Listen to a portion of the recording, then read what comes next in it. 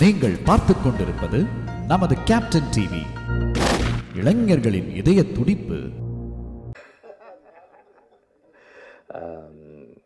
படத்தில் கதை இருக்கிறது எல்லாருக்கும் சொல்கிறதுக்கு தான். அதனால் கதையை மறைச்சி வச்சு ஒன்றும் பண்ண முடியாது. கதையை சொன்னால் தான் எல்லோரும் வருவாங்க. எனக்கு இந்த பாட்டில் ராதான்னு டைட்டில் அனௌன்ஸ் பண்ணதுலேருந்தே இந்த படத்தை நான் கவனிச்சிட்ருக்கேன்.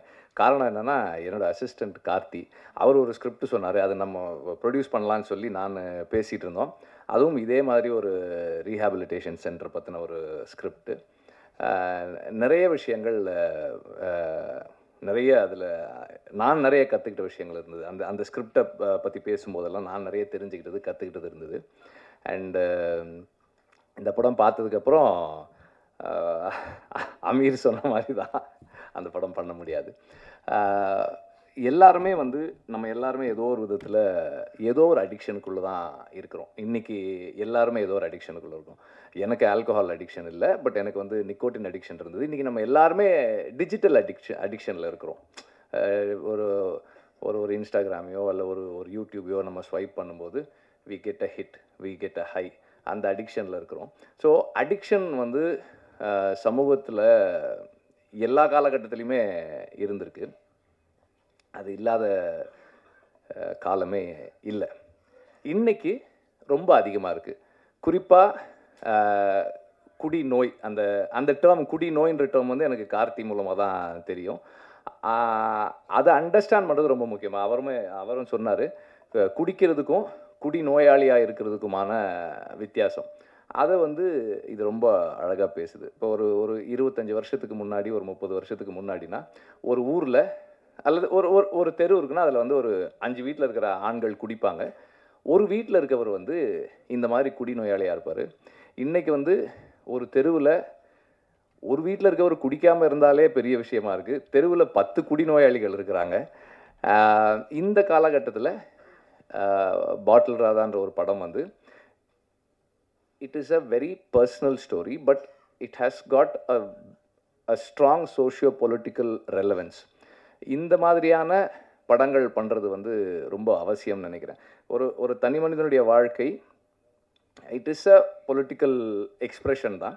ஸோ அந்த அடிப்படையில் ஒரு தனி மனிதன் அவனுடைய குடிநோய்க்கு நம்ம எக்ஸ்கியூஸ் சொல்ல முடியாது, பட் இருந்தாலும் இன்றைய காலகட்டத்தில் இந்த படம் பேசுகிற அரசியல் ரொம்ப முக்கியமான அரசியலாக நான் பார்க்குறேன். ஒரு டி அடிக்ஷன் சென்டர் என்னவா ஃபங்க்ஷன் பண்ணுது, என்னவா இருக்குது, அதுக்குள்ளே இருக்கிற சிஸ்டம் என்ன, அது என்ன மாதிரி ஃபங்க்ஷன் பண்ணுது, அதுக்குள்ளே என்னெல்லாம் இருக்குது.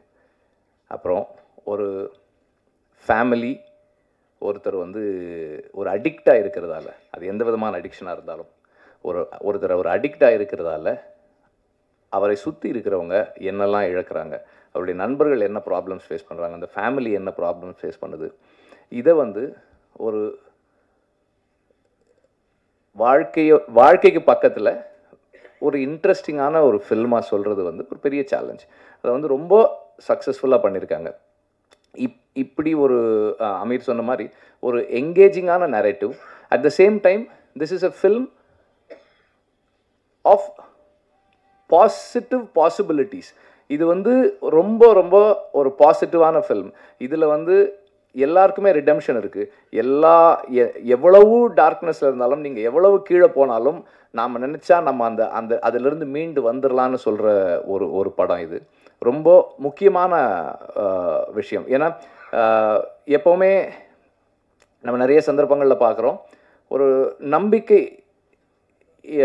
இந்த மாதிரி குடிநோயாளிகளோ இல்லை எந்த அடிக்ஷனில் இருந்தாலும் அவங்களுக்கு அந்த நம்பிக்கை போகும். நம்மளால் முடியுமா, நம்மளால் முடியாது, நம்மெல்லாம் எப்படி பண்ண போகிறோம். அப்போ அந்த ஆல்கஹாலிக் அனானிமஸில் அந்த ஓப்பன் ஷேரிங்னு ஒன்று சொல்லுவாங்க. அந்த ஓப்பன் ஷேரிங் தான் அவங்களுக்கு அந்த கான்ஃபிடென்ஸ் கொடுக்கும்னு சொல்லுவாங்க. ஸோ அந்த மாதிரி இந்த படமே ஒரு ஒரு குடிநோயாளியினுடைய ஓப்பன் ஷேரிங் தான் நினைக்கிறேன். So it is going to create a big impact in the society. At the same time இந்த படத்தினுடைய அந்த டெக்னிக்கல் ஆஸ்பெக்ட்ஸ் அப்புறமா இன்னொரு டைம் சொல்லலாம்னு நினைக்கிறேன். ஆனால் இந்த படத்தோட காஸ்டிங் பற்றி சொல்லி ஆகணும். இந்த படத்தில் இருக்கிற ஒவ்வொரு நடிகரும் வந்து இந்த படம் ஒரு சினிமா இல்லை, இது வந்து நம்ம லைஃப்பில் நடக்கிறது, நம்ம தெருவில் நடக்கிறது, நம்ம அண்ணனுக்கு நடக்கிறது, நம்ம தம்பிக்கு நடக்கிறது, நம்ம அப்பாவுக்கு நடக்கிறது அப்படின்னு நம்மளை உணர வைக்கக்கூடிய அளவுக்கு அவ்வளோ ரியலிஸ்டிக்காக இருக்குது காஸ்டிங். எல்லாருமே வந்து மிக பொருத்தமான சாய்ஸஸ். அங்கே அந்த ரீஹாபிலிட்டேஷன் சென்டரில் இருக்கிறவங்களா இருக்கட்டும், அந்த தெருவில் இருக்கிறவங்களா இருக்கட்டும், ஒவ்வொரு நடிகருமே வந்து அவ்வளோ பொருத்தமாக இருக்காங்க. அண்ட் எல்லாருமே அவ்வளோ கன்வின்சிங்காக அந்த ரோல்ஸ் பண்ணியிருக்காங்க. ஸ்பெசிஃபிக்காக சொல்லலை இவங்க அவங்கன்னு, பட் எல்லாருமே அவ்வளோ சிறப்பாக பண்ணியிருக்காங்க. இது அண்ட் பீயிங் அன் ஆடியோ லான்ச்ன்றதால மியூசிக்கும் நான் சொல்லிடுறேன். ஒரு ஒரு ஹார்ட் பீட் மாதிரி இருக்குது. எங்கேயுமே நம்ம வந்து அதை ஃபீல் பண்ண முடியல, ஆனால் அது இல்லைன்னா நமக்கு என்ன ப்ராப்ளம்ஸ் இருக்குமோ அந்த அளவுக்கு இருக்குது. பேக்ரவுண்ட் ஸ்கோரு பியூட்டிஃபுல்லாக பண்ணியிருக்காரு. சாங்ஸ் நம்ம கேட்டோம், நல்லாயிருக்கு. ஒவ்வொருத்தருமே அவங்க ஜாபை சரியாக செஞ்சுருக்காங்க. அது டைரக்டரோட கிரெடிட் தான். Exceptional work as a writer and as a film maker. ஏன்னா ஒரு கன்ஃபைன்டு ஸ்பேஸ்க்குள்ளே ஆடியன்ஸை என்கேஜ் பண்ணுறது, இன்றைக்கி இருக்கிற நிலைமையில் ஆடியன்ஸை என்கேஜ் பண்ணி வைக்கிறதும் அவங்கள எமோஷ்னலாக மூவ் பண்ணுறதும் வந்து ஒரு பெரிய சேலஞ்ச். அது வந்து ரொம்ப சக்ஸஸ்ஃபுல்லாக பண்ணியிருக்காங்க. I was very engage. Aamir சொன்ன மாதிரி நான் ரொம்ப என்கேஜாக இருந்தேன் இந்த படத்தில். அண்ட் ஒவ்வொரு கேரக்டரும் அவங்களோட எனக்கு உணர்வுபூர்வமான ஒரு ஒரு கனெக்ட் இருந்தது. எல்லாத்துலேயும் ஏதோ ஒரு இடத்துல என்னுடைய நண்பர்களையோ என்னையோ அல்லது எனக்கு தெரிஞ்சவங்களையோ நான் என்னால் பார்க்க முடிஞ்சுது. அது அந்த ஒய்ஃபாக இருக்கட்டும், அந்த குழந்தைகளாக இருக்கட்டும், அந்த அந்த அந்த பாட்டில் ராதான்ற கேரக்டராக இருக்கட்டும், அவனோட ஃப்ரெண்ட்ஸாக இருக்கட்டும், எல்லாருலேயுமே வந்து ஏதோ ஒரு இடத்துல நான் வாழ்க்கையில் சந்தித்த நபர்களை என்னால் பார்க்க முடிஞ்சுது. அந்த அளவில் அந்த writer and the director have succeeded. And இப்படி ஒரு படத்தை ப்ரொடியூஸ் பண்ணதுக்கு முதல்ல